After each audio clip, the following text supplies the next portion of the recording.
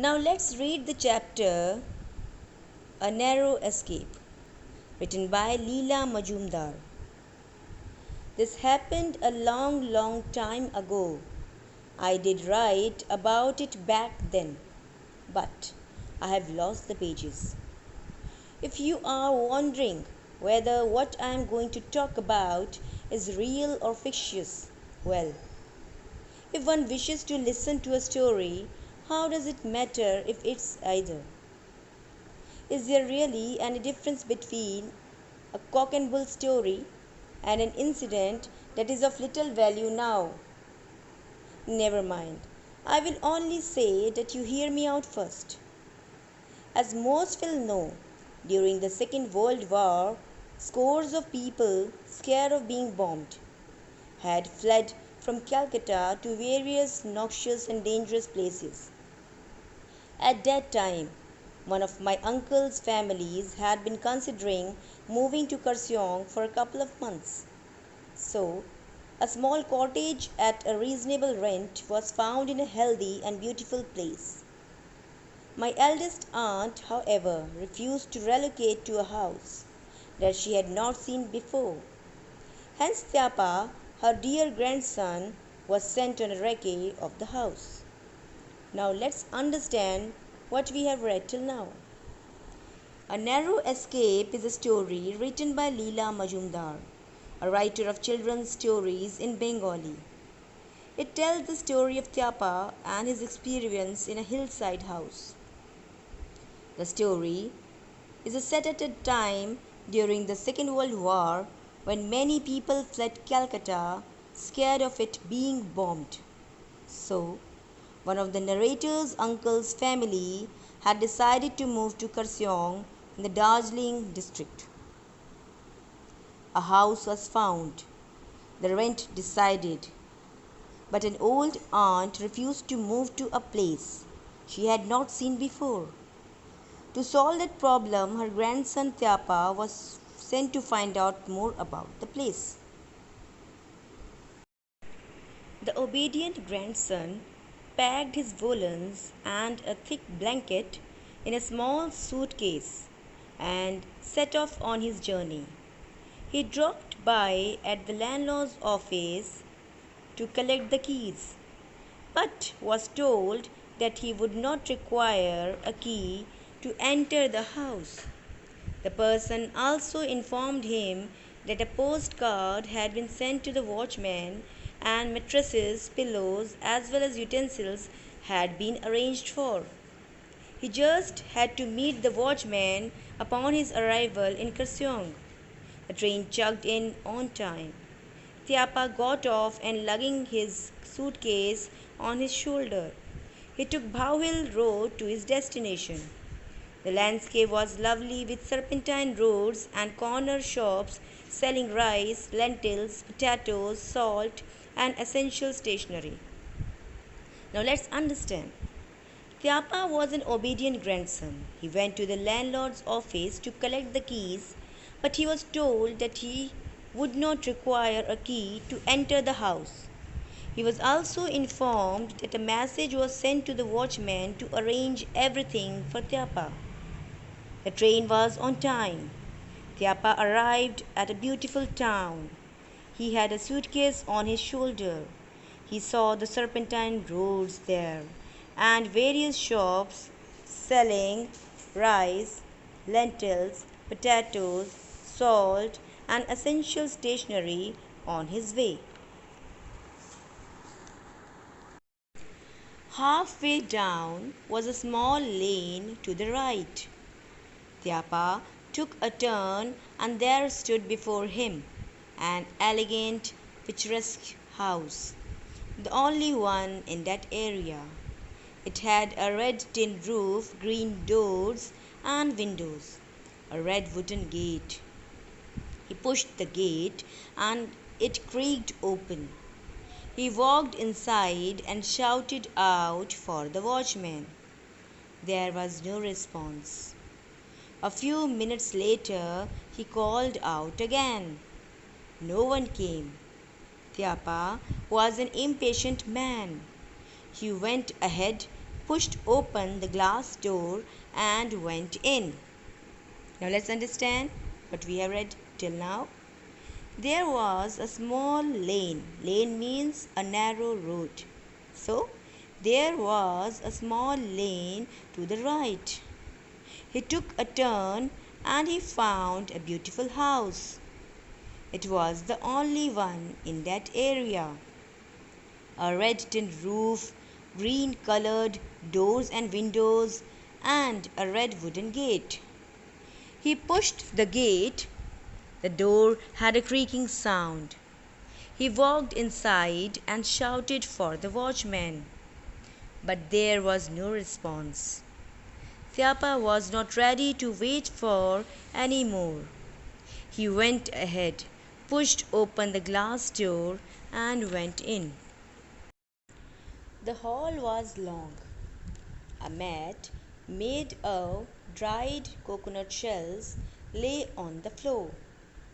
There were sofas, tables, and even a mirrored rack to hang hats and umbrellas. Tyapa played with the switches and the bedroom lit up. He turned the taps in the bathrooms and there was water. Everything in the house seemed to be working just fine. The locale was perfect too. Tyapa concluded that they could live here for 6 or 7 months at great ease. He decided to return home the very next morning. So, let's understand what we have read till now. The hall was long. There was a mat on the floor, which was made up of dried coconut shells. It was a beautiful and well-maintained house with functional furniture. Tyapa started turning on and off the switches. Then he found running tap water in the bathrooms. There was no watchman waiting for him. He liked the house. He liked the neighborhood too. He thought that he could stay there comfortably for 6 or 7 months. Then he decided to return home the very next morning. Suddenly, it started raining cats and dogs. As is common in any hilly area, the sky, the mountains, and the valley were suddenly engulfed by a thick fog. One could not tell whether it was still day or night had swiftly fallen over the hills. It was at this time that someone started pounding on the door. Tyapa opened it and saw a rickety old Englishman with a small briefcase in hand and drenched to his skin, staring back at him.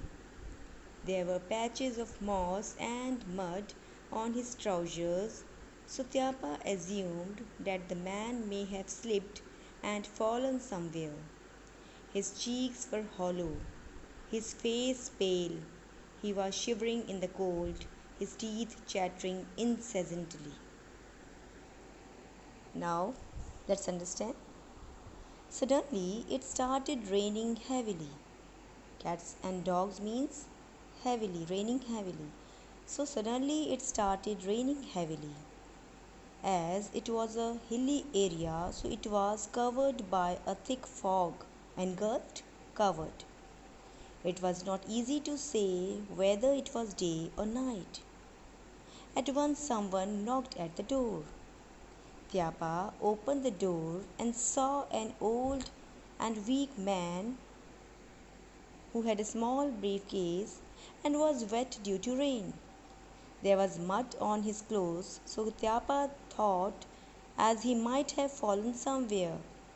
The old man was shivering and his teeth were continuously chattering. "May I please come in?" he asked. "Of course, what a day!" Tyapa blurted. "Why don't you change into some warm clothes?" And have some tea, please? He tried to play the perfect host. The two beds in the bedroom had a blanket each. After tea, the Englishman opened his briefcase to reveal wads of 100 rupee notes, which he carefully laid out on the mat to dry. Then he slipped into bed. But he kept shivering even with two blankets. So Tyapa tucked his most favorite hot water bottle under the man's feet. Then he had dinner and fell fast asleep. Now let's understand. The old man, or you can say the Englishman, asked Tyapa to come inside the house. Tyapa, without thinking, blurted means without thinking. So Tyapa, without thinking, exclaimed what a day it was. He asked him to change his clothes and to wear some warm clothes. Tyapa offered the Englishman tea also. Tyapa was trying to be a good host. There were two blankets in the room, as already arranged by the watchman. After tea, the Englishman opened his briefcase and laid out the wet notes on the mat to dry. Then he fell into a sleep. But still he was feeling cold, even he had two blankets. Tyapa kept his favorite hot water bottle under the man's feet. Then he had dinner and he too fell fast asleep. The rain continued for 3 days at a stretch. It was no great surprise that they soon ran out of food. Tyapa searched the kitchen and located a small Primus stove and a torn umbrella. He ran to the corner shop to get rice, lentils, potatoes, onions, and a bottle of oil. However, trying to light the stove was another matter. He would have surely burnt the house down had not the Englishman come running and adjusted the flame. Tyapa's visitor was very affable. He had high fever, yet refused to have anything but tea and condensed milk.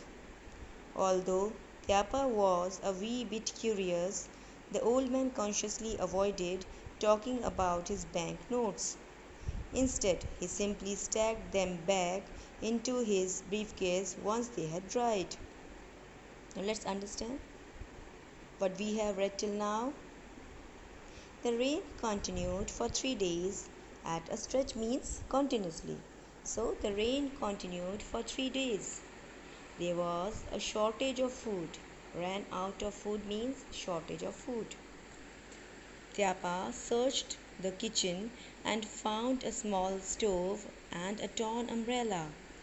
He ran to the shop and brought rice, lentils, potatoes, onions, and a bottle of oil. It was a tough job for Tyapa to light the stove. The Englishman came running and adjusted the flame. Otherwise, the house was surely burnt down. The Englishman was a friendly person, a pleasant man. He had high fever. He refused to have anything. He took only tea and condensed milk.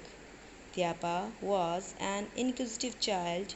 The Englishman did not talk about his notes and put them inside his briefcase as soon as they had dried. Beams of bright sunshine flooded the rooms on the third day. The sky was clear and blue. Tyapa packed his bags, bid farewell to the Englishman, and left for the station. On his return to Calcutta, he was told that the family had decided to go to Ghatshila instead because he had taken too long to return. His eldest aunt had already left for the place the previous day. The turn of events quite upset Tyapa. 15 years passed by. Tyapa was a family man now. Once, deciding to visit Kasuyang during the puja vacation, he looked up The same house again. It was available. This time he voluntarily undertook the responsibility of inspecting it. Hence, on reaching the place, he deposited his suitcase with the station master and quickly walked up to the house. He planned to return that very evening. So, now on the third day, there was no rain. Tyapa saw rays of the bright sun in the rooms. The sky was clear and blue. There were no clouds. Tyapa packed his bags and wished the Englishman goodbye and left for the station. When he reached Calcutta, his family told him that they had decided to go to Ghatshila instead of the same place of which he had done recce. This made Tyapa upset. After 15 years. So, after 15 years, Tyapa was a grown-up man. During the puja holidays, he decided to visit the same house once again. He found the same house available. He reached the place and decided to return that very evening. Every bit of this visit mirrored his previous one. The charming house, the crooked, creaky gate, the absence of the watchman, the open glass door, the light in the bedrooms, and the water from the taps. As if that were not enough, clouds enveloped the sky, the mountains, and the valley in blinding darkness, and it began to rain heavily. Suddenly, Tyapa heard knocks on the door, just as on that night 15 years ago. He opened the door. Before him there stood an old rickety Englishman with a small briefcase. Rickety, weak. The same man who had visited Tyapa years ago. His eyes were hollow, his face pale, and his teeth chattered from the cold. Tyapa saw the patches of moss and mud on his trousers. "May I please come in?" he asked. Tyapa held the door wide open, slid past the Englishman, and tore down the curved path towards the railway station. The rain lashed on without stopping. Not once did Tyapa stop to look back. Now, let's understand what happens in the end. Tyapa got very happy to see the house again. He recalled all the memories of this house. It was a charming house with unlatched door, the light in the bedrooms, and the running tap water. Again, there were clouds on that day. It started raining heavily. Suddenly, Tyapa heard knocks on the door. He opened the door. He found the same Englishman and got terrified. He saw the same Englishman with a small briefcase, same appearance as before 15 years. The Englishman asked to come in.